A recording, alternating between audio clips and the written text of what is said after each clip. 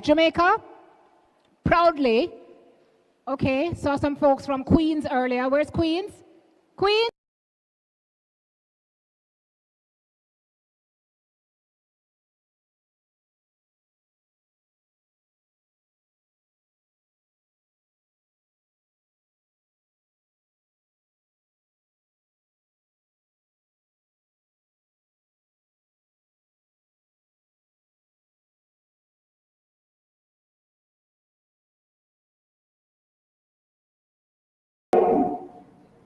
I want you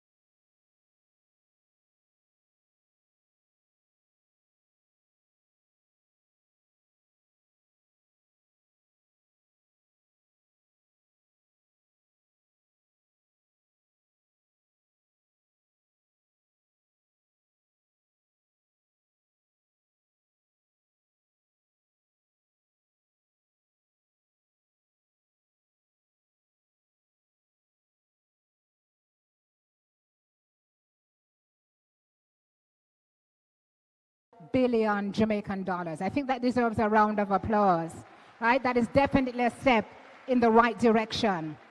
Because yes, and if you listen to Marlon speak, he is passionate about this, STEM has to be pervasive as core instruction, but it also has to be accessible by all so that we don't leave anybody behind. I am sure that news came as welcome news to the gentleman who so ably leads this game-changing, innovating campus, someone who is well positioned to speak on STEM, and it's a student, the absolutely mind-blowing, life-changing steeped in STEM can afford you. Let me tell you a little bit about him. Academic and aerospace engineer, Dr. Kevin Brown assumed the role of UTEC's president in September of last year. He is a proud UTEC alum, and he earned his degree here in mechanical engineering 24 years ago. Then he received a scholarship from Ford Motor Company, later earning both master's and doctorate degrees in mechanical engineering from the University of Nottingham. And before joining UTEC in the capacity of president, Dr. Brown served as technology project lead for civil aerospace technology and future programs at Rolls-Royce. In appointing him, the University Council said it was and what it would do to enhance Jamaica's national development goals. And being here 24 years later, leading the campus he studied at, Dr. Brown knows what is necessary for us to make our mark on STEM and how, with all hands on deck, Jamaica can get there. We thank him so very graciously for having us here in his home today, and we now invite him to give his official welcome. Ladies and gentlemen, Dr. Brown.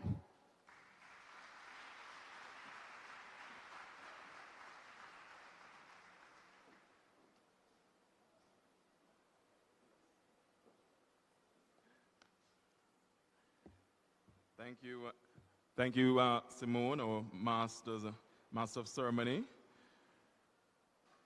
Let me start by acknowledging the Most Honorable Andrew Holness, Prime Minister of Jamaica. It's always good to have you on campus, Prime Minister.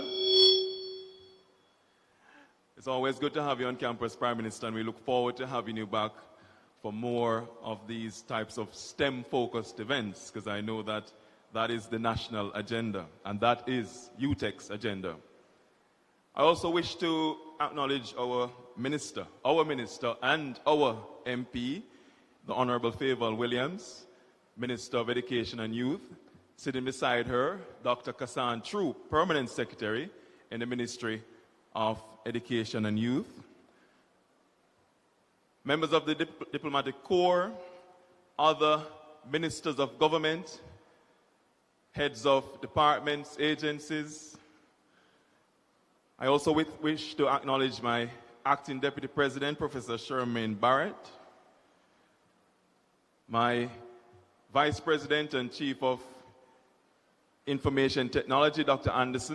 Antonio Anderson, other Vice Presidents, Senior Managers, faculty, dean, staff.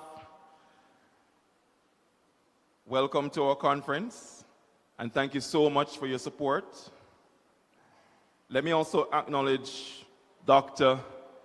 Glenn Christian, Chairman of the Jamaica STEM for Growth Foundation, but also a gentleman who wears many other hats, including leading CARIMED. Mr. Sidney Thwaites, President of the Jamaica Manufacturers Association, Manufacturing and Export Association. Can't forget the export, right, Sidney? Mr. Marlon Lindsay, founder and CEO of 21st Cent Ed, and his sidekick, Dr. Damien Kenwood, who's working, I'm sure, not in the audience at the moment, and members of his team who have been our gracious partners on this journey. It's been an absolute pleasure working with you, Marlon, and your team. Other conference partners, sponsors, supporters. delegates who have traveled from near and far, especially those who have come from overseas, the many students that I can see gathered in the auditorium, to all our special invited guests, ladies and gentlemen, good morning. Welcome to UTech. Welcome to another historic milestone for our university. It gives me great pleasure to welcome you to the opening ceremony of the Future Ready Conference 2024, an international conference which is the second stage of its kind in Jamaica. It was hosted by our friends at the Jamaica University College last year, and this year it is being hosted by our university. Of course, I have to recognize that this is the brainchild of 21st Century Ed. And Marlon Lindsay, who heads that organization, is passionate about the power of STEM in transforming our society. And although Marlon lives overseas, he is Jamaican as it gets. So Marlon, we thank you and we look forward to our partnership beyond this conference. At UTech, our motto is excellence through knowledge. But we also have another tagline, birthplace of greatness. This motto, birthplace of greatness, conveys a very powerful message about what UTech is about. It resonates aspiration, creativity, innovation, and nurturing of one's dreams to their fullest potential. And for the past 65 years, this institution has been at the centerpiece of national development in leading the way as Jamaica's premier STEM university, nurturing dreams and capacity for greatness. Over the last 65 years, we have produced over 60,000 graduates who have been making a significant difference across the globe, not just in Jamaica, not just in the Caribbean, globally, impacting science, technology, engineering, and maths, STEM as we call it. I am a proud example of what UTech can produce.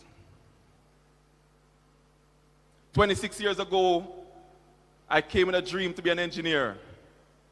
I left and pursued that dream. STEM, a STEM education, has given me everything that I have dreamt about as a young man. STEM, especially the T and the E, technology and engineering. And UTech wants to see that as our national agenda going forward, producing more engineers, more technologists, more mathematicians. This is how our country will grow. So it is that context why we have engaged in a wholesome partnership with 21st Century Ed to host this conference, as it aligns very well with our mission. And we embrace the shared vision, Marlon. We embrace it. We embrace a mission to future-proof our students through STEM. We embrace a mission to ensure that Jamaica is ready for what you call intelligent automated machines. That Jamaica is ready for automated machines powered by AI, self-driving cars, chatbots, other autonomous technology, drones, a reshaping of industry as we go through the Industrial Revolution 4.0 and we march into Industrial Revolution 5.0, where humans and machines are meant to live together. And so UTech stands ready as a partner with the private sector, as a partner with the public sector, as a partner with the diaspora to achieve this goal. But I want to end by saying that a STEM education is not a cheap endeavor. A STEM education is expensive. And we will need the funding to take our institutions forward.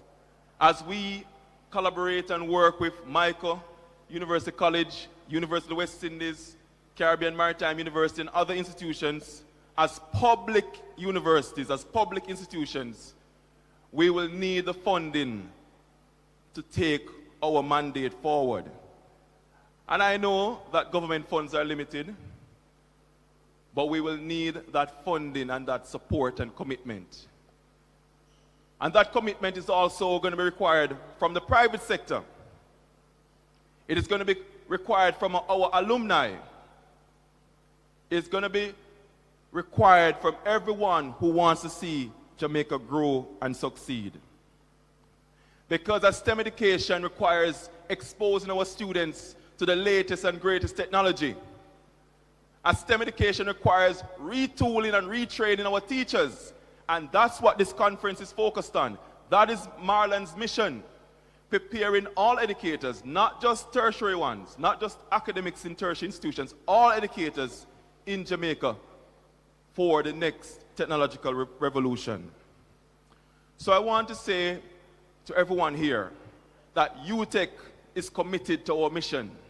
65 years, we have maintained a focus as a STEM institution, and we will continue to do so. And we will continue to work with everyone who shares this vision.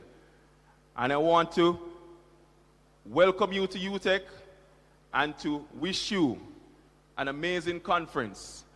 I want to thank my team who have been working tirelessly with 21st Century Ed to really ensure that this conference is one of the best ones ever. There will be more to come, of course, but we want to put a marker in the ground as to what we can achieve when we work tirelessly to achieve greatness. So thank you all for coming out today.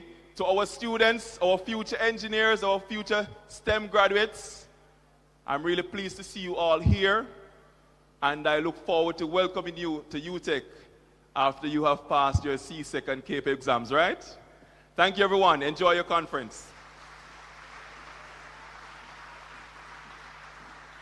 Thank you, Doc, for your assurance and your commitment. UTech stands ready to work with stakeholder and partner groups in Jamaica and across the world. And so he's welcomed us. Let's now set the tone for what's going to be happening over the next couple of days. I'm going to ask you now to turn your attention, please, to the screen.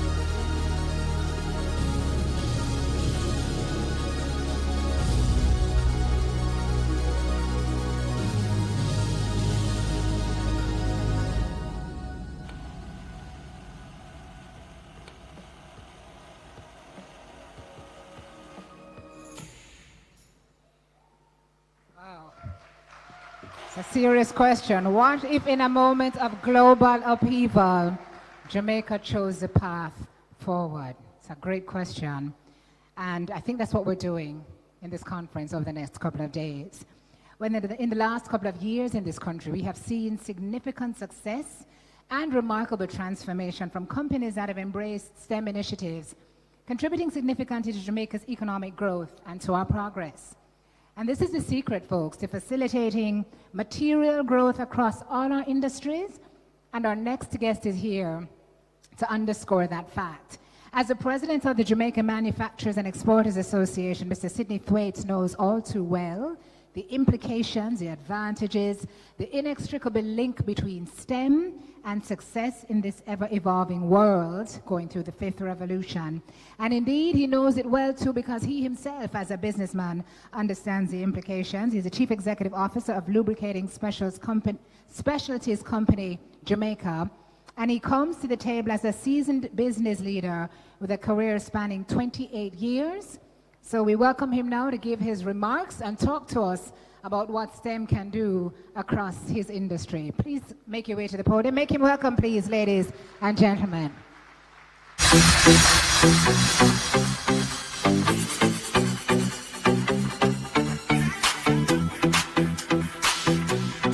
Good morning.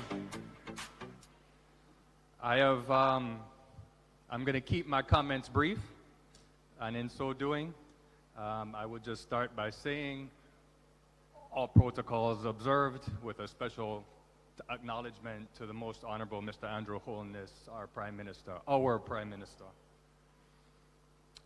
I come this morning representing manufacturers in Jamaica. We are 500 plus strong in our membership, large and small. There is a lot of optimism in our sector. We believe that the foundation has been laid, the stability, the milestones that we've achieved as a country over the last number of years. There's optimism in the sector. And you can see it. There's investment, there's growth, there's investment in capacity, automation, acquisition. But it's not without some trepidation. We spend our time wondering where our next group of innovators will come from. Because to compete on the international scale and the global scale, there is no doubt that there is an innovation needed in Jamaica. We need to address our efficiency. We need to address our preparedness. We need to address our overall competitiveness. These answers are going to come with a collaboration.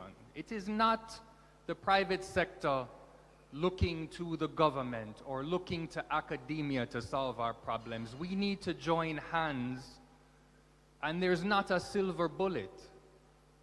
There's not one of the parties represented here today who is going to solve their problem on their own. It is up to the private sector to create opportunities so that those who step into the breach as innovators have somewhere to go other than overseas. We lose the vast majority of our higher talent and educated students. It is our responsibility to create those opportunities here. So it's up to us to grow our businesses. It's up to us to look to other markets. It's up to us to innovate our businesses to create those opportunities. We talk about the chicken and egg a lot. It's collaboration. So I would say to Marlon, I would say to our government, represented by our Prime Minister, I would say that you have a partner in the private sector. You have a partner in the JMEA. We won't always see things and move in lockstep, but our goals are the same.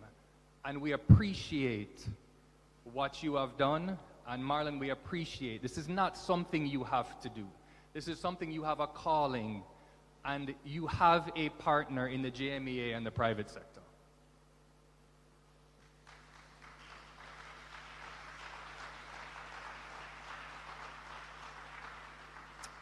I'd like to thank those that lead by example, Dr. Christian and the group involved in seeding this event. And it's because of men like you that we have an example to look at. I'm getting up there in age right behind you, but you are my you are my examples, and we look to you, and I know the rest of the sector does as well. Before I leave you, I'm going to leave you with a little story. And it's especially to the students up there. I had the opportunity a number of years ago to have lunch with Mr. Cory Booker. He was then the senator of New Jersey. And we were having a long conversation about why it is that immigrants into the U.S. come and do so well. And he asked me, Sid, he said, why is it that Jamaicans come to the U.S. and thrive, regardless of education level or where they go or where they come from? Why is it? Thought about it for a while. And I said, Mr. Senator, have you ever heard the saying, every Jamaican is a star? He said, no. I said, let me explain something to you. I said, you cannot tell a Jamaican that there's something we cannot do. Regardless of where we come from, our circumstances, and what we aspire to, you cannot tell us we cannot do something. Maybe there are some people you can tell that to. We are not the ones. So I say to all the students here, every one of you is a star, and use this opportunity and STEM and the focus to become the star you are. We're all going to be stars in different ways. I appreciate you having me. Marlon, I appreciate you, and thank you for having me, and have a wonderful conference.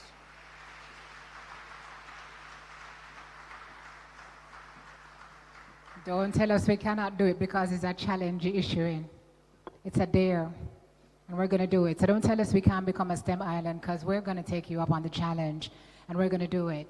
Mr. Thwaites says there's optimism inside this organization that he's representing today, but an innovation gap. That's interesting, because in sitting with Marlon and Dr. Brown in a meeting before this event, we were talking about the fact that folks are questioning our tertiary institutions, the relevance and the output based on where the focus is, and how many of our young people are dropping out of tertiary institutions because many of them want to learn in a different way, want to be upskilled in a different way and enter the world of work. So maybe tertiary is not for everybody. There are different options, but we have to provide them with the options that are possible.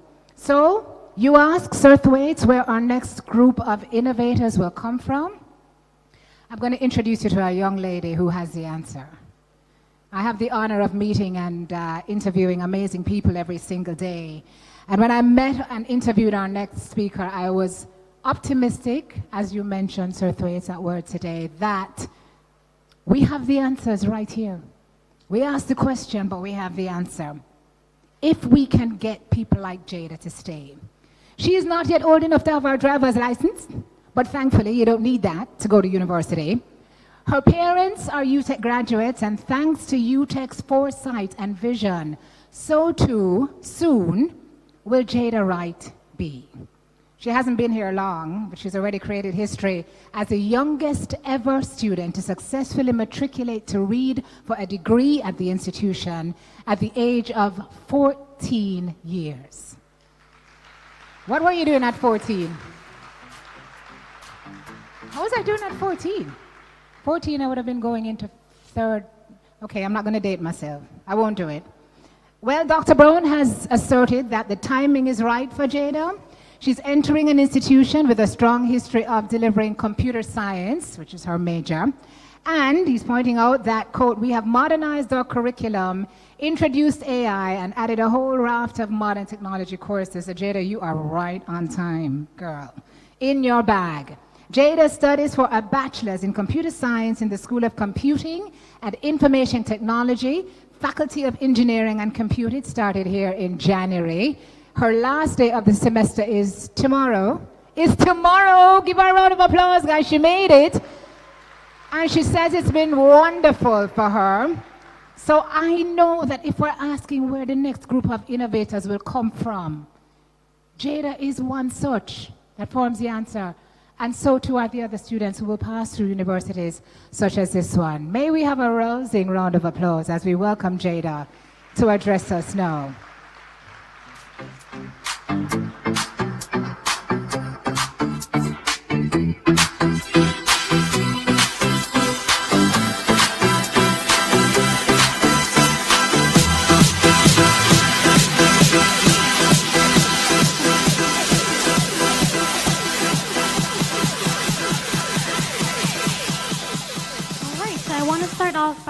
and good morning to everyone.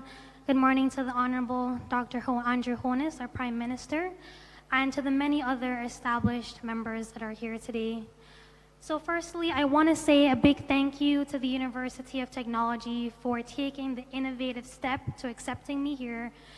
It was a wild ride this past semester, but I am so excited to be here to speak with you guys today. So when I was 9 years old, I woke up one Christmas morning and I decided that I wanted to learn to code. Now, nobody knew why. Honestly, I don't even know why. Sometimes it's just, I just woke up and I was like, I want to learn to do something new. Why don't I try coding? I never met a software engineer before because I come from St. Elizabeth. From those of you who aren't from Jamaica, I'm sort of from the country, so the south side of Jamaica. We're primarily known for our farming, but from there, tech wasn't really something that seemed very accessible to me at that point. But when I was 9, I just realized that I wanted to learn something new. And my brother, he asked me, why do you want to learn coding all of a sudden? And I told him that that was 5 years ago. That's where the world is going, and I want to be a part of it. So fast forward a couple of years, the main thing I love about programming is that when you're programming, you're solving problems. That's my favorite part about it. You can spend weeks poring and poring over a problem, and then when you finally get it, it's the best sensation in the world. So I was coding for a couple of years. I wasn't looking at it as a career choice. To tell you the honest truth, up till 1 year ago, I was 100% certain I was going to be a neurosurgeon. You can see how that went. So, but still, that's still in the same field of STEM. But actually, in one funny story was that I was working on a problem to build a program for my mom, because she's the kind of person where she writes down her to-do list on 5 different pieces of paper, and she can't figure out where the one list is, and then she forgets it, and I have to remind her 2 days later. So I was working on building a program where she could just have all her to-do lists on a website, and then the website would remember everything, because she's not good with pen and paper, guys. So I was working on it, and it took me weeks to solve that problem. But when I finally did, after I got really excited after solving the problem, someone came up to me and told me that, you know, if I didn't see that smile on your face, you were so excited, I thought I would have to call the ambulance because I thought you were having a heart attack. But my point is that STEM education is all about finding solutions to problems. It's all about being able to see a problem and then find the solution and how to innovate. I'll share another story with you is that last year, the main thing I learned from programming is that for every problem, there's a solution. It's similar to a concept we learn in physics where for every action, there's an equal and opposite reaction. For every problem, there's a solution. And I think as a younger generation, our responsibility to take on the mantle is to see these problems and to find the solutions, which is exactly why STEM is so important. It teaches us to be problem solvers. It teaches us to use our most important resource, which is our creativity. I think my favorite thing I love about my generation and people who are young is that we are so full of creativity. And I think STEM education just provides us a way to channel that into something that can make not just the world, but our nation a better place. So I thank you so much. And I just want to say a special thank you to the Honorable Prime Minister, Andrew Holness, for taking the step in the right direction, as well as for Marlon for organizing this conference, to be able to empower our young generation, this generation, with the tools, the resources to be able to make change. We need to empower everyone in the country, all of our young people, to know that we have the ability to change the world. And all we need are the resources and the empowerment and the motivation to make that meaningful change. So I want to say thank you again to everyone thank you for inviting me to the conference. I really do believe that STEM education is the future. It's how we're going to be able to solve the many problems we're being faced with, and that it's how we're going to get our young people including myself, to be able to think creatively and apply that creativity to find the solutions that we do need, to not just be able to innovate today, but to build a better tomorrow. So thank you, guys.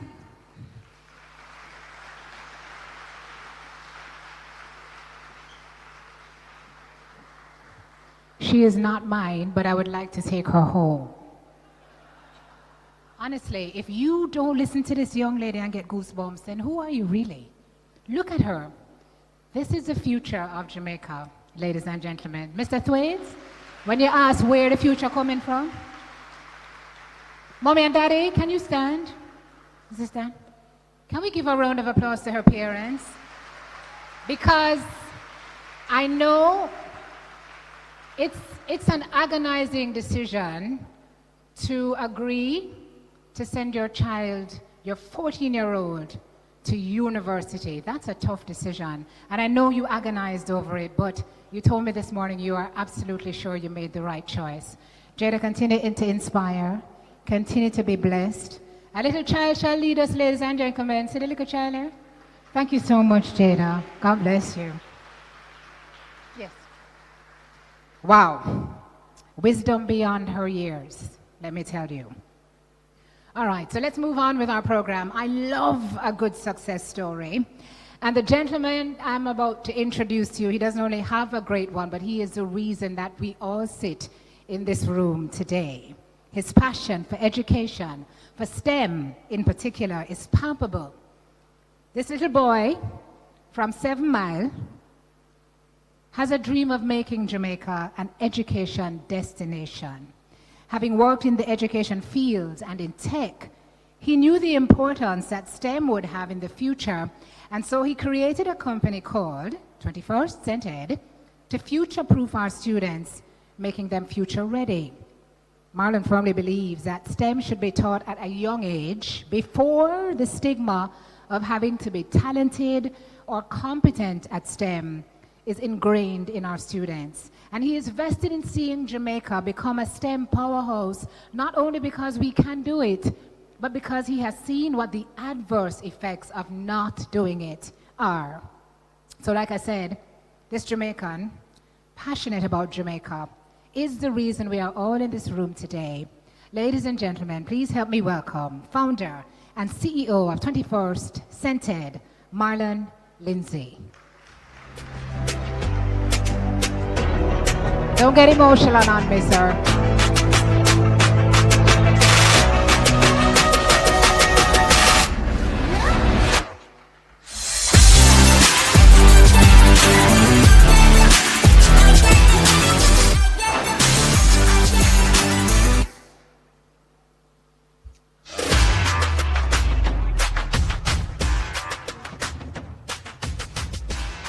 Protocols have been observed, but special acknowledgement to Most Honorable Prime Minister, Minister, CG, PS. I was told that, when I can't remember a quote, I attribute it to my grandmother. So my grandmother used to say that one is too small a number for greatness. I've heard my name a lot today. I thank you humbly and I appreciate the recognition. But one is too small a number for greatness. So my gift in life is to sort of, to quote a poet, organize the pieces that come my way. So that's what I do. So let me sort of link the pieces that came my way. In 2018, I met Consul General Alcyon Roach, who found out that this Jamaican was living in Utah, of all places, doing STEM work on a large scale. And Dr. Jackson, I'm gonna pull you into this. The concept of our comprehensive STEM framework was proved out in Fort Heights, Illinois, and Dr. Jackson and Dr. Rivers are here with us today. Pieces. Our CG connected me to Ambassador Marks, who, Mr. Prime Minister, I don't know if you remember this, we had a brief introduction in Washington, D.C. in 2018.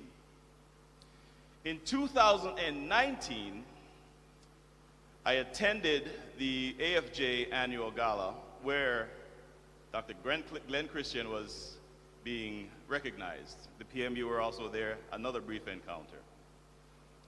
And we met and we talked and we learned, I learned that there was this effort afoot to build a national STEM center in Jamaica. And I had to be a part of it. And from there, we whole lot of connections. And we got to the STEM for Growth Foundation where Dr. Droop is a member.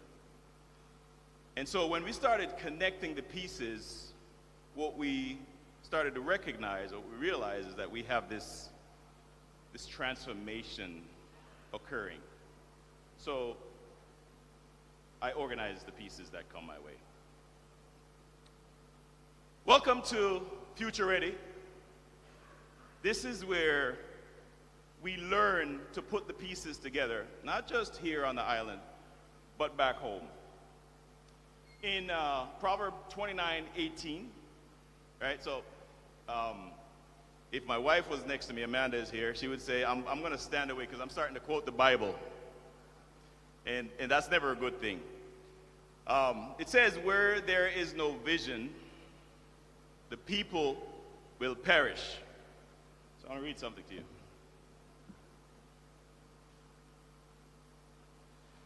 As we navigate the uncharted waters of the 21st century, let us embrace the ethos of STEM century with unwavering determination and a commitment to collaboration a core concept.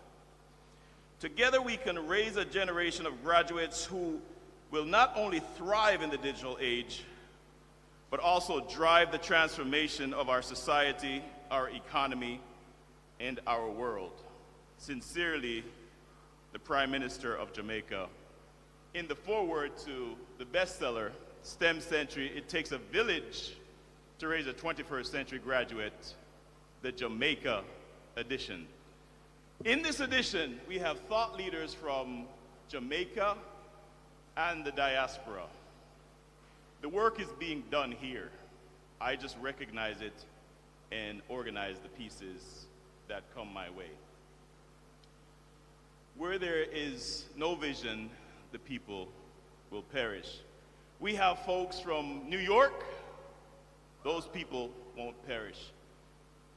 Jamaica, you heard the Prime Minister's words, will not perish. There's a vision. Georgia, the people will not perish. Illinois, California, Connecticut, Massachusetts, Utah, Missouri, and New Jersey are all here. The people will not perish. So it's not just any vision. The vision has to be significant, meaningful, and worthwhile. And last night I heard Glenn said, we want Jamaica to be known for STEM like it's known for reggae music. If that's not a vision, I don't know what is.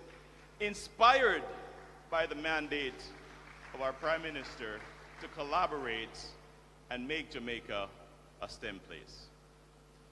So Jada said it, Dr. Brown said it, we must make sure our kids, I'll say, so if I were to step back and start talking to y'all like I know you, I'd say this, look, it's not about STEM.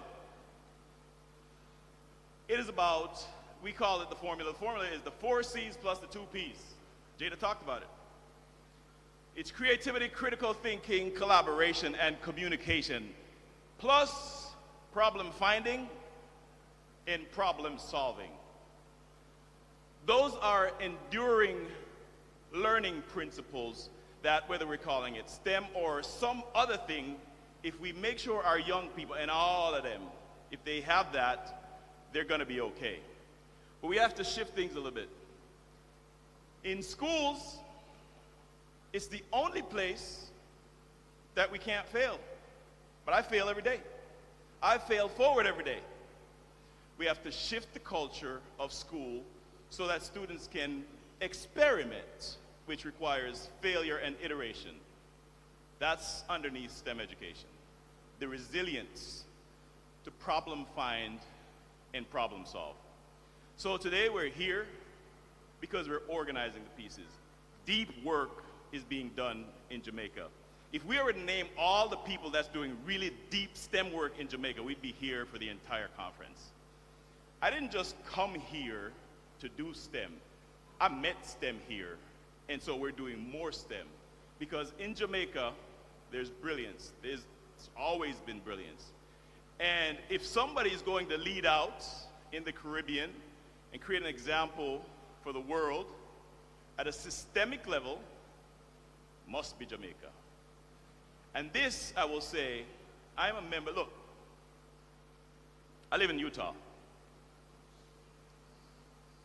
I said Utah. That's all right. It's another story. But I'm a member of the diaspora. And you know, Jamaicans are everywhere. If you go to Alaska right now, you'll find Jamaicans. I am just a member of the diaspora. But for Jamaica to achieve full greatness, all of us must participate. Not on the outside, but on the inside.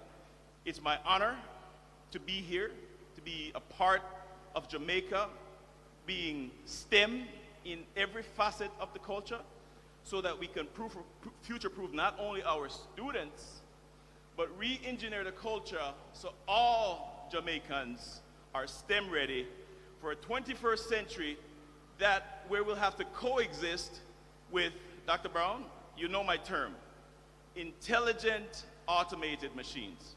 It's not the dystopian robotics that you hear everybody talking about. I'm not afraid of robots. I will control the robots, and we will educate our kids to control the robots. But what we want them to understand is that they must coexist with intelligent automated machines. And they need the 4 C's and the 2 P's to create the technology that they will coexist with. And it is upon us in this room to set them up to be successful for a future we can't see, but a present that requires our full attention and core principle, collaboration. Thank you for being here today.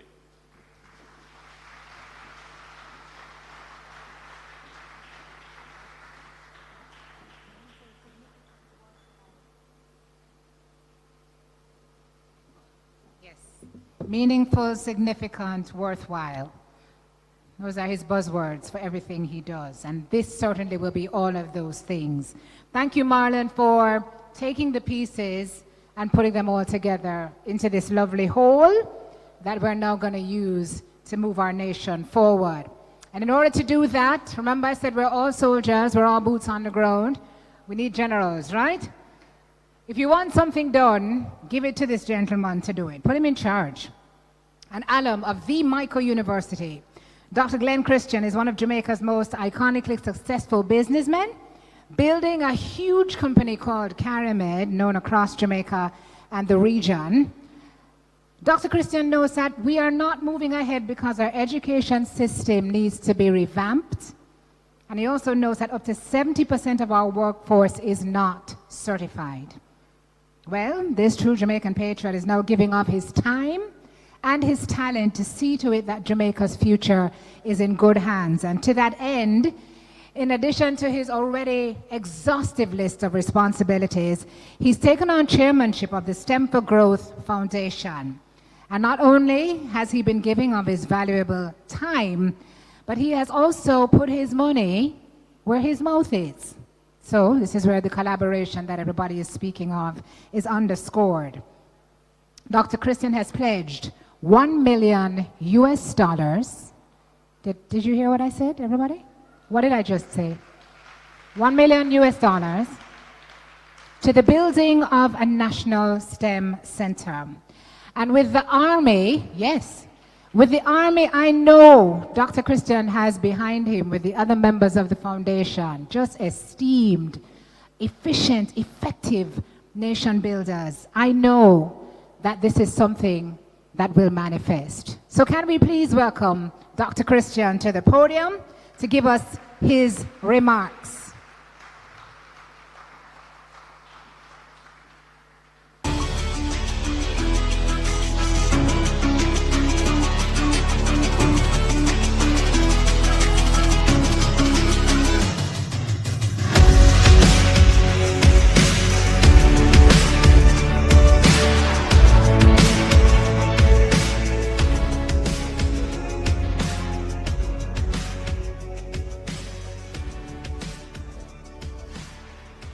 Thank you, Madam Master of Ceremonies. Most Honorable Prime Minister, Honorable Faber Williams, Minister of Education, Dr. Brown, other distinguished guests.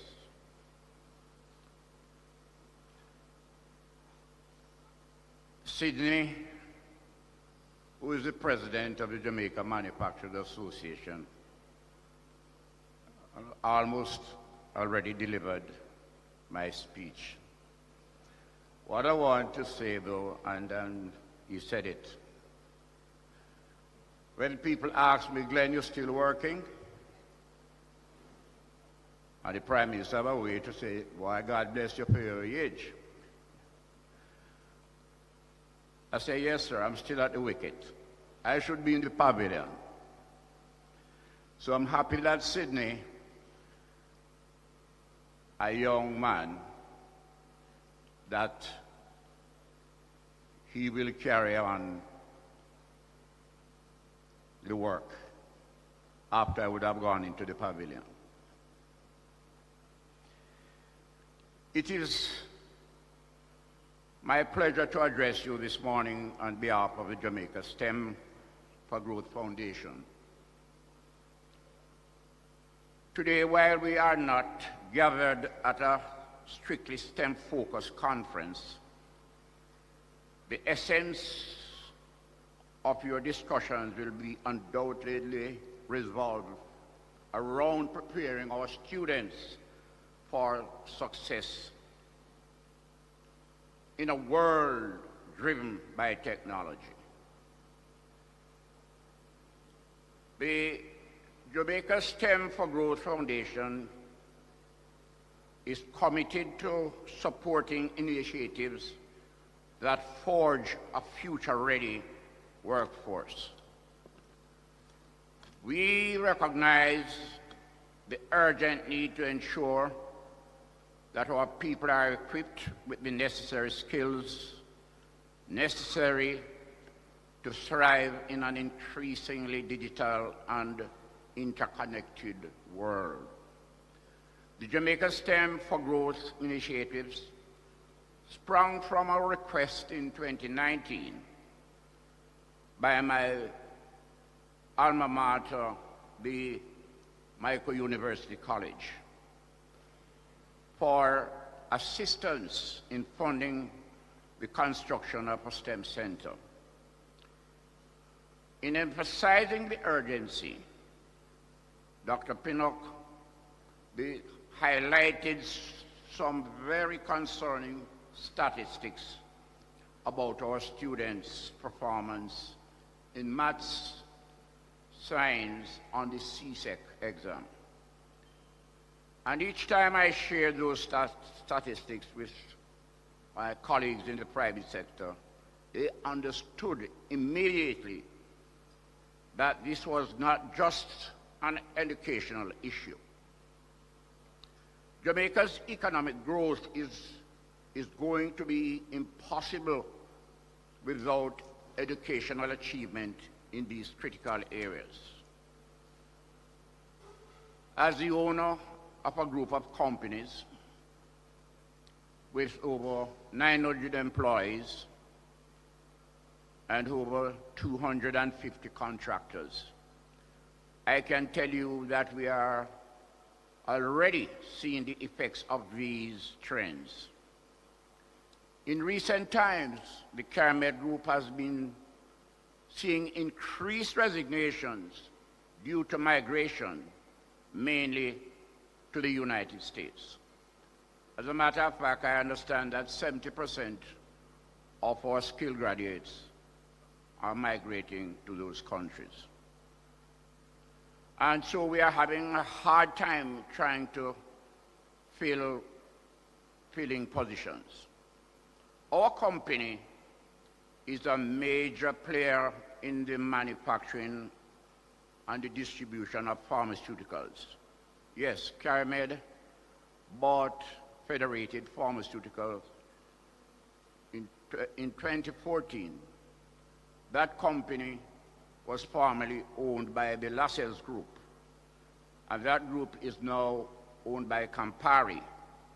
We acquired that company, a 60-year-old company. I happen to know that when it went out for bidding, there were some of their competitors who bid, and I know that they wanted to pull the factory down and just buy the brand and have the product manufactured somewhere else.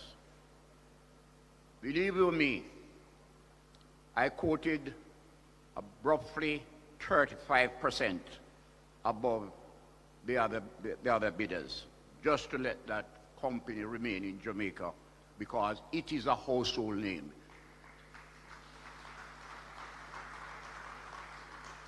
That's where you get your cetamol and your DPH. I make those products.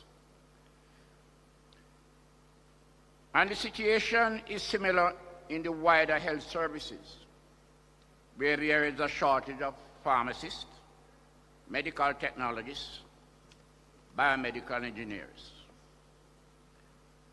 In 2020, the Jamaica STEM for Growth Foundation was launched with the intention to encourage and promote private sector support for the government's initiatives in creating a more future-ready workforce. We recognize that central to this is the need to upskill our teachers to function in a different kind of classroom where the emphasis is on hands-on learning and discovery. As Dr. Pinnock of the MICO continues to remind us, teachers have the greatest multiplier effect. So the fastest way to make a change is through teacher training. The foundation's membership includes academics, members of the private sector, and policymakers. I think I can recognize Ms. Mina Israel and Mr. Douglas Sorain, who are here, and of course, Dr. Casson Troop is also a member of the task force. So we have a powerful team. I just want to share briefly some of the major developments to date of what the work the foundation has done. In 2021, the University of the West Indies launched its BOOST program to enhance STEM education in Jamaica. I don't know if Butch Hendricks is here, but he's also a member. Butch took the lead in this national, Butch took the lead in this BOOST program by donating over $200 million to the University of the West Indies.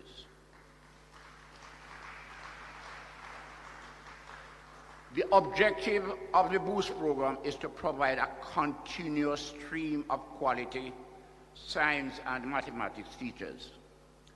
Graduates of the university who participate in this program are assigned to teach in underserved high schools in return from which their tuition is paid off.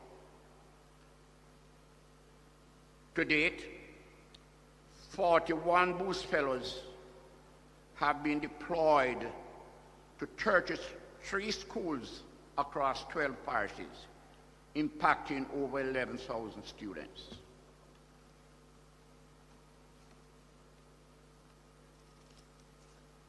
Last year, the Ministry of Education, in association with 21 Central Ed, rolled out a school STEM pilot program.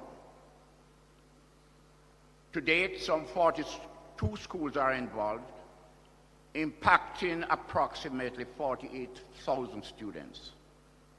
Some of us here this morning would have had the opportunity to visit these schools and witness the innovative projects our students are undertaking.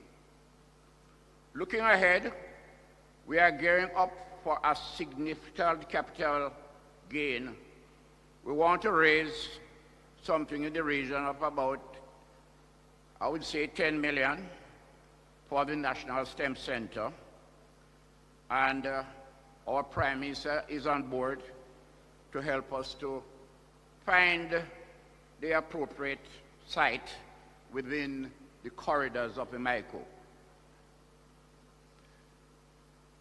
The facility will serve as an extension of the MICO University and will coordinate with the Teachers College nationwide to deliver a robust STEM curriculum and train specialist teachers.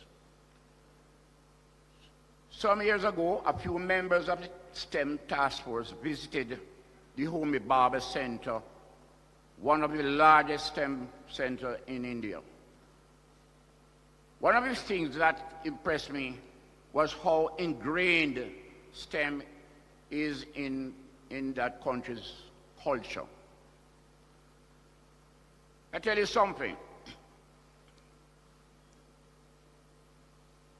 Approximately 60% of the pharmaceuticals, which is a near $200 million that we are now utilizing in this country, comes from India. Over 60%. They are the world's largest producer of generic drugs. And generic drugs are good, but they are 40 to 50, 60% cheaper. Here in Jamaica, as Marlon said, reggae music is a vital part of our culture, and it has helped to shape our national identity on the world stage. In the same spirit, we must aim to integrate STEM into our national character. We believe that in the same way the reggae represents us globally, STEM can empower us technologically and economically. Let us work together to ensure that STEM, like reggae, becomes a hallmark of Jamaica's success story on the global stage.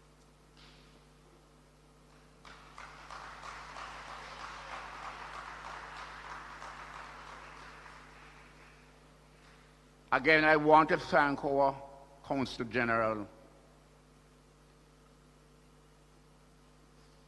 Mrs. Alcian Roach Wilson, for introducing Marlon to us. The Trini has a way to say, we're Trini to the bones. We're Trini to the bone boy. I can tell you, Marlon is a Jamaican to the core. Thank you, Marlon. And thank you, everyone.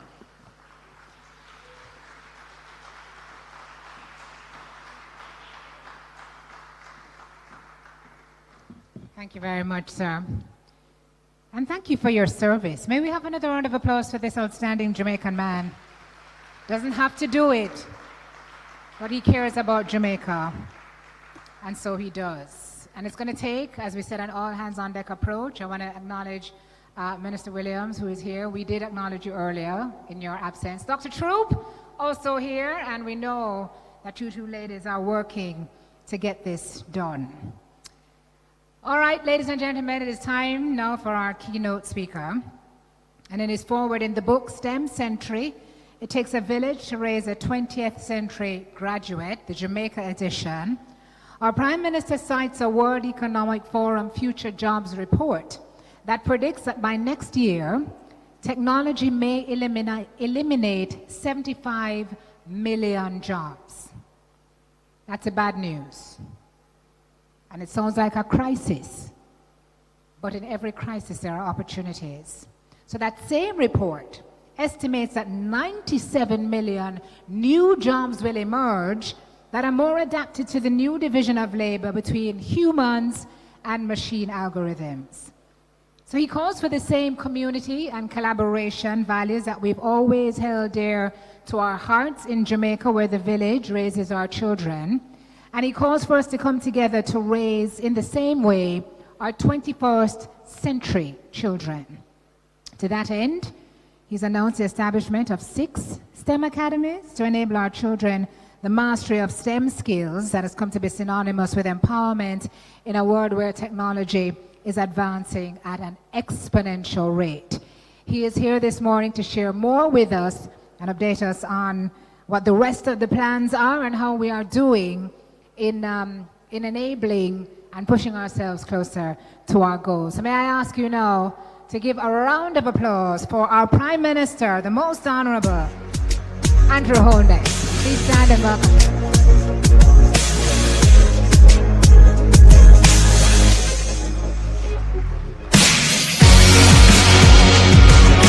Thank you. Firstly, let me apologize for the heat. Yeah, it's getting hotter this year. The truth is that we've always had these kinds of fluctuation in our weather, but we're seeing it now with greater intensity and greater frequency. So it's not merely climate variation, it is really climate change. I'm certain that Glenn can attest to it, but even my generation and Sydney's generation can say, we've never felt it this hot before. And it is something that we are reflecting on. So yes, I start at that point to say that there are challenges that are emerging, that our creativity and that creativity expressed through technology is going to be required for humankind to survive. That's kind of like the big picture that we have to consider when we think of STEM. Think of it this way. Can technology and the human effort change the climate? And I believe the answer to that is yes. Technology and human effort has changed the climate for the worst. Can technology and human effort mitigate and adapt and who knows, possibly reverse the worst effect of climate change? That's just food for thought. That's just to stimulate your thinking about STEM at the highest level. Marlon started off by pointing out the necessary element of the motivation for change, which is a vision. Before a vision, there has to be a passion. You have to find the problem, solve the problem, but you have to have that passion. And what I want to say is that from the presentation that Marlon made, Sydney, and clearly from Glenn, there is a passion for change, a passion to bring meaningful change to Jamaica by STEM. And I want to congratulate particularly Marlon and Glenn for the efforts that they are making.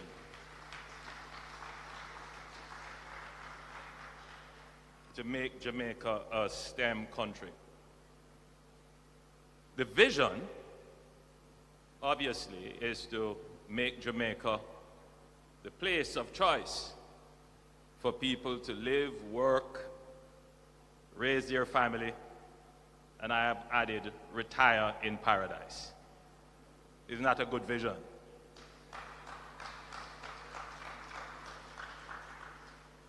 So there are some other elements to that vision.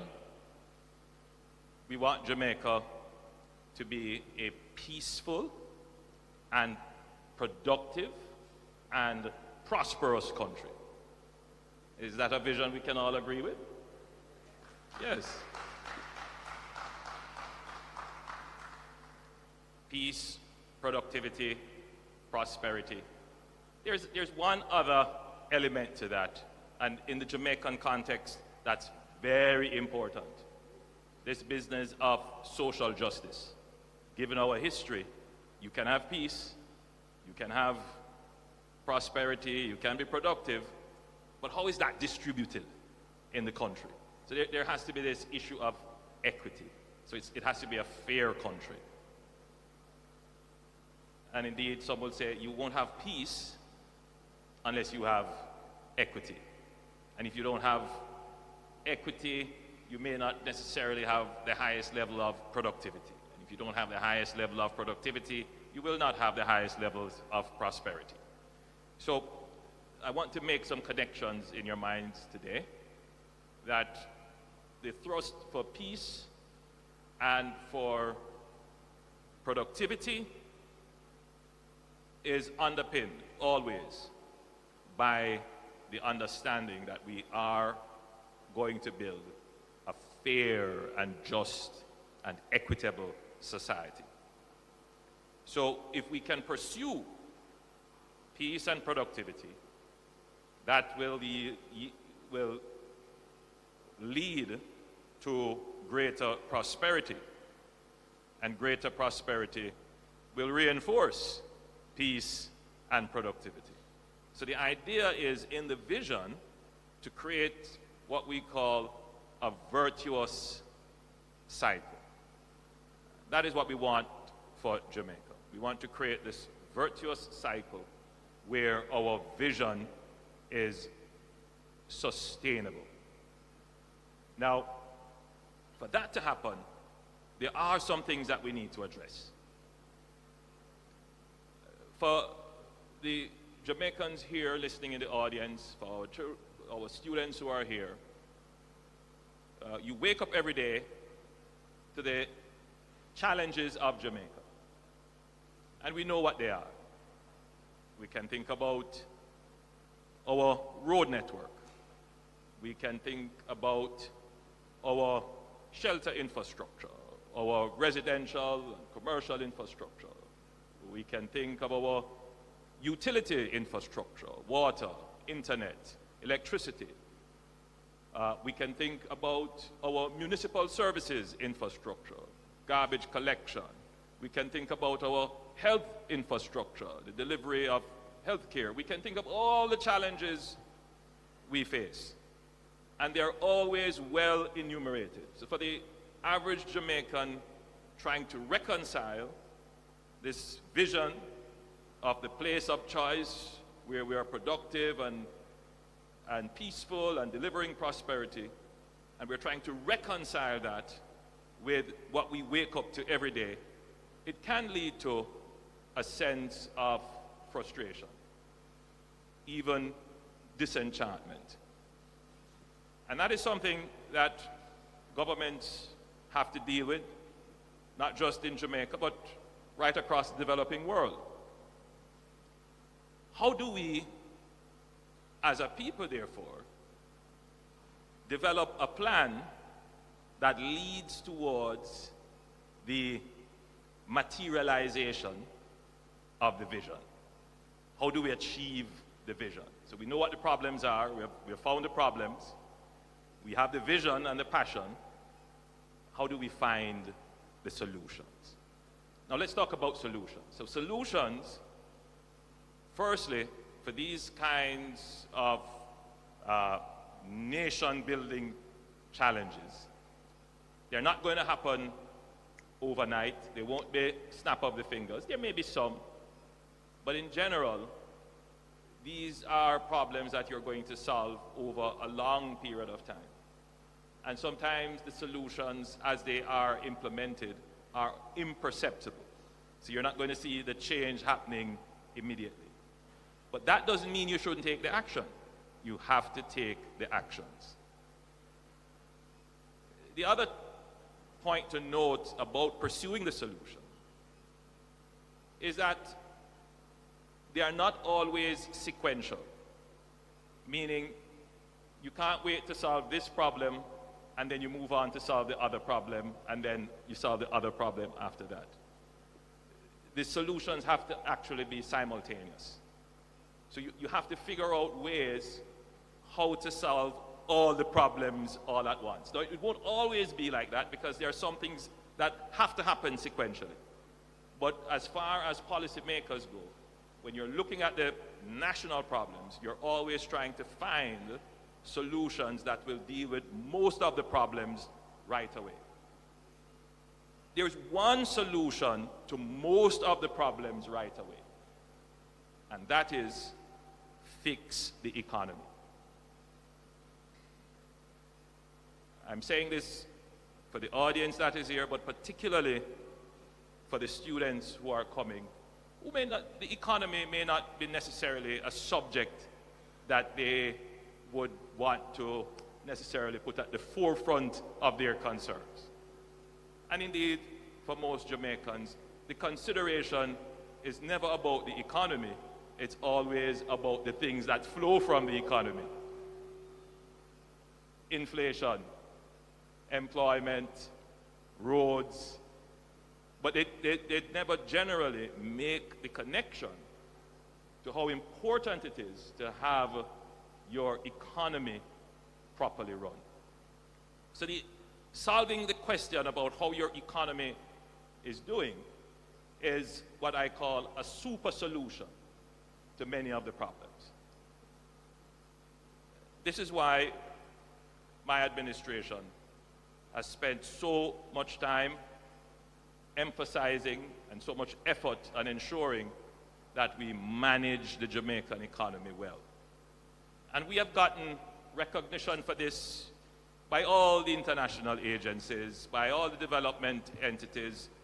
It's well established. It is not a point that I'm here trying to make political credit out of. It's just a very important strategy for the development of the country, that we must fix the economy and ensure that the economy is sustainable. And I believe we are at that point where we can say that we have built out the institutional and structural framework to ensure that our economy is doing fairly well in terms of generating the revenues necessary to ensure that we can start to tackle the problems that affect the society. But there is another element of the solution which we have to pay attention to. So it's good to have the economy doing well. But how do we grow the economy? How do we expand the economy? And that is a question that Jamaica has struggled to answer over the last 5 decades. Even in the 1990s, when the global economy did well and we saw the emergence of Asia as an economic power, Jamaica was not doing well. In the 2000s, the world economy, though it was struck by a massive recession in the last part of it, the world economy still grew. But Jamaica did very poorly, being affected by the global recession. In the 2010s, again, we struggled. And we are now just starting to see recovery and stability. The next challenge for us now is to elevate our growth horizon from the 1 to 3% range in which we have fallen to now get to 3 to 5 to 6% growth. And so a lot of people looking at it and say, wow, that's very ambitious. I think it is a target we can reach. And we can reach it if we are able to harness the incredible talent that exists in this country for STEM. If we can harness the creativity of Jamaicans like Jada Wright, who stood at this platform and spoke so eloquently for a 14-year-old admitted to university in the field of technology.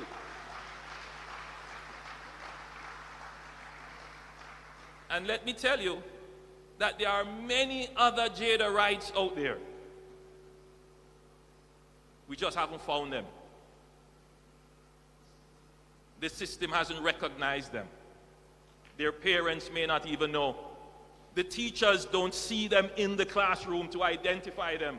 There are no programs sufficient to recognize the talent, take the talent, develop the talent, promote the talent. And that is why we are gathered here today. You're sitting in this room at this conference to be a part of the next line of effort in turning our dream and vision into the reality. So we have dealt with the economic issues in terms of systems and institutions. We must now deal with the human resource element. Jamaica is not likely to discover oil in the near future. The oil that we have are our people. That is the real resource of this country.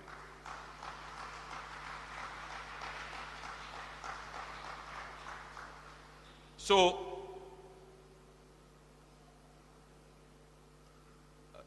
if you think about the concept of Jamaica, and let's say we start at the first industrial revolution in the 1800s. Jamaica missed out on that. Truth is, we were a plantation economy. And indeed, the colonial powers focused more on the maintenance of a system of enslavement than a system of modernization and mechanization. So Jamaica missed out on the world's industrialization. We're now at the fourth industrial revolution. And what is the driving force behind this fourth industrial revolution? I mean, some will say it's, again, automation, which is a form of mechanization. Yeah, that's it. But the real power and the real driving force behind the fourth industrial revolution is what is called the development of ICT.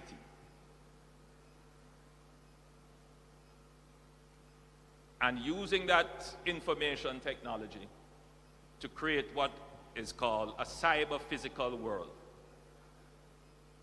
Autonomous driving. As Marlon said, a computer that has created intelligence to respond to unprogrammed and diverse situations. Artificial intelligence. And that really requires a human mind that is trained to understand the cyber-physical world. So Jamaica has to ask itself, are we going to continually be the country that consumes other people's mind power? Or are we going to take our mind power, our brain power, and convert it into products for other people to consume? That's really the question. Are we training our students to identify the problems of the world and to bring their own creative solutions to it? Is our education system structured to do that? Or are we saying to our students, if you don't get it as how the book has it, you are not bright?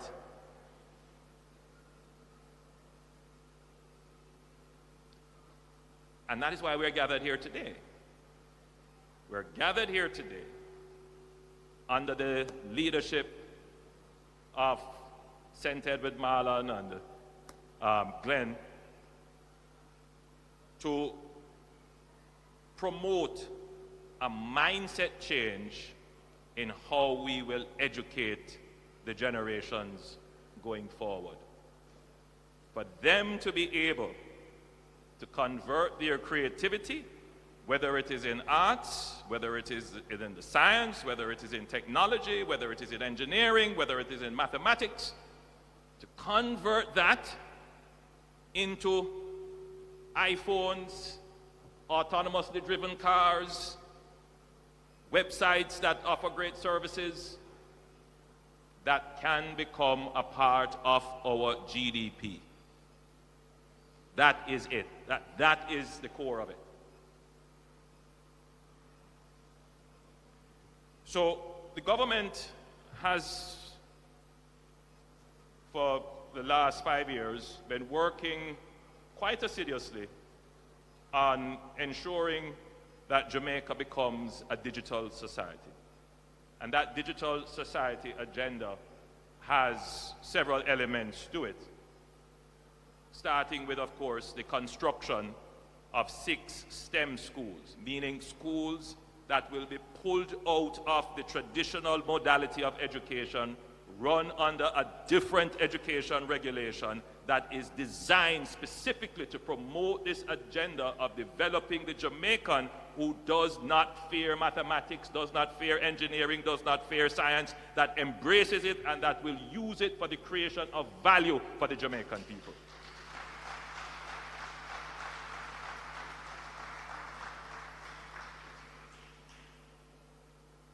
We have started to put around the country free Wi-Fi hotspots so that more Jamaicans can get connected and get services, not just use it for games and entertainment, but to improve the quality of their life. We have now put in place the broadband project. Elements of that has started, and for those of you who live in Kingston, you would see us laying the cables, the broadband fiber optics going around to create a fiber optic ring in Kingston. That has begun.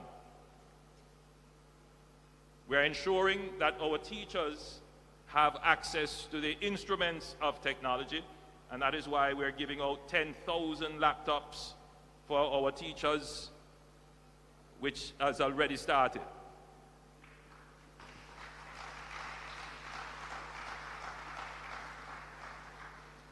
Teachers and students. We have 4 centers of excellence for STEM, opened with the Heart Trust NSTA across Jamaica. And they're doing all kinds of things at Heart, and I'm very pleased with the work that they're doing. The government last year launched the STEM Tertiary Scholarship Program, where we provided 1,250 Jamaican students with scholarships over the next 5 years to pursue a STEM teaching career at Michael University.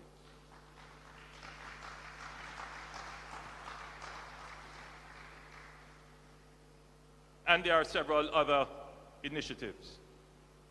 But the one I want to spend a little bit of time on is the one mentioned by Glenn. Glenn has been an activist, coming to my office at least 3 times, and there is no conversation that Glenn and I would have had that he would not mention his dream to build the STEM Center for Innovation in Jamaica. And we are at one that this should be done, and it is indeed an excellent idea.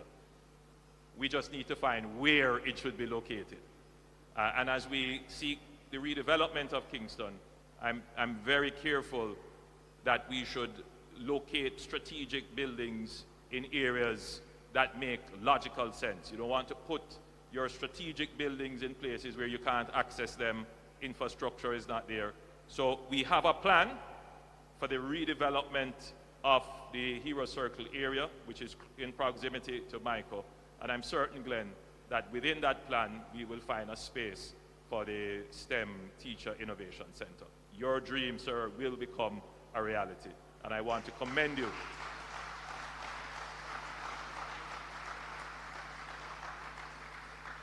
And I want to commend you for your unwavering efforts to fulfill the vision of Jamaica that we both share. Thank you, Glenn.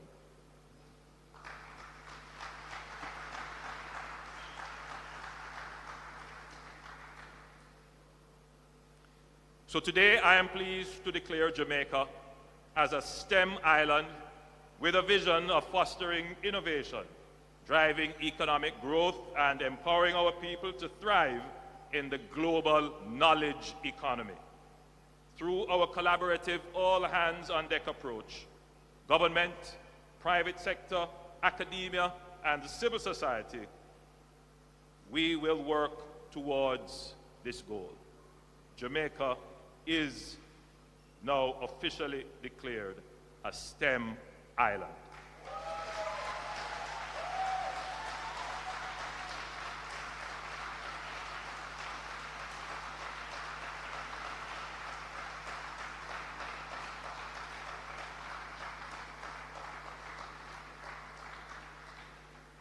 We will implement comprehensive STEM education reforms from the primary to the tertiary levels. We will develop ecosystems to encourage startups, entrepreneurs, and innovators. We will encourage the growth of STEM industries such as biotechnology, information technology, and advanced manufacturing. We will also leverage STEM to grow and monetize the musical, artistic, cultural, and other natural talents of our people. We will leverage STEM solutions to address environmental challenges, including climate change, renewable energy, and sustainable agriculture. We will develop a skilled workforce capable of competing in global markets. We will position Jamaica as a hub for STEM research, innovation, collaboration, and other developments in the Caribbean and beyond. By embracing STEM as a national priority, Jamaica will unlock its full potential, driving prosperity, peace, and productivity in a sustainable and equitable way for all our Jamaican citizens and indeed for the world. God bless you and thank you.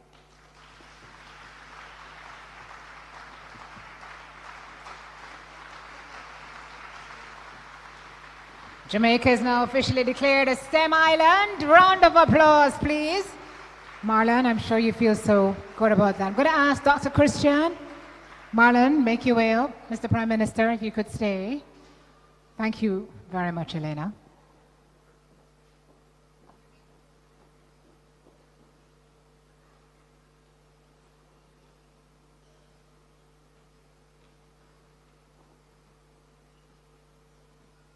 So there is just one challenge I'm going to throw to the STEM University of UTEC.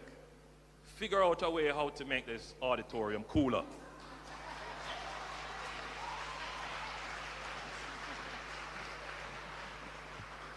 Challenge issued, Dr. Brown. Takes cash to care though, right? And cash to cool. Yes, I'm with you. Marlon, would you like to speak before you? I know you want to say something.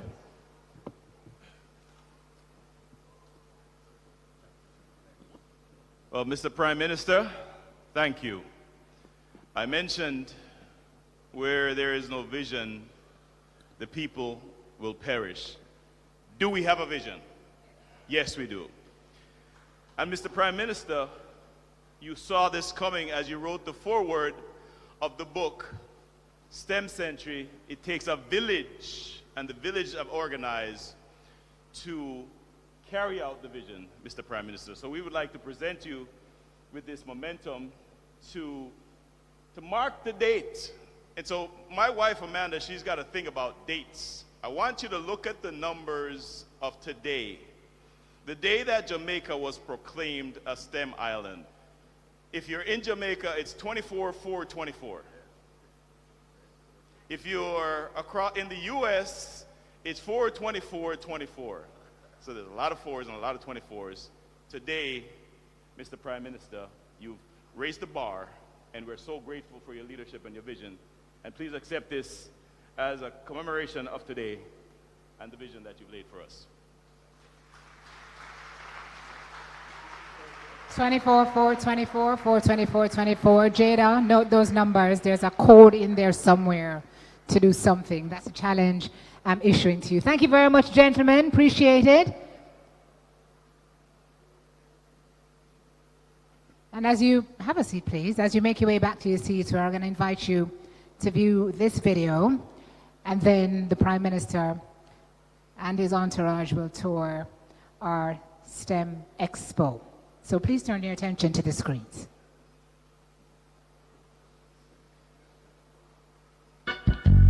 The youths are the future, you know. You have to make sure so them grow right, you know, and live bright and live. Yeah. Naturally. What more can we do? Zaga. What is there left to say? Yeah.